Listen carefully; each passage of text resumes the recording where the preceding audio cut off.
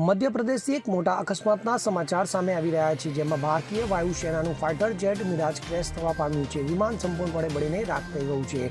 તો વિમાનનો કાટમાળ ખેતરમાંથી મળી આવ્યો હતો. આ અકસ્માતમાં પાયલોટ ગંભીર રીતે ઇજાગ્રસ્ત થયો હતો, જેથી તેને સારવાર માટે હોસ્પિટલમાં દાખલ કરવામાં આવ્યો છે. તો આ અકસ્માત મધ્યપ્રદેશના શિવપુરીના સોનારી પોલીસ સ્ટેશન વિસ્તારમાં બનવા પામ્યો હતો.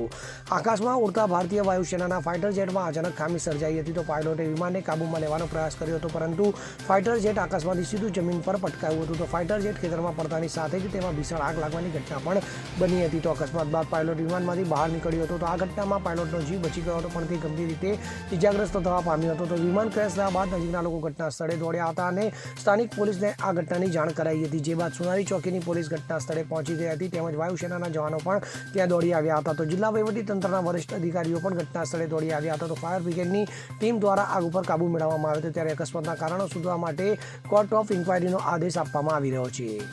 Bureau report CN24 news. હવે જુઓ દેશ દુનિયાની તમામ ખબરો તમારી આંગળીના ટેરવે. ઉઠાવો મોબાઈલ અને Google Play Store પરથી ડાઉનલોડ કરો અમારી CN24 ન્યૂઝ મોબાઈલ એપ.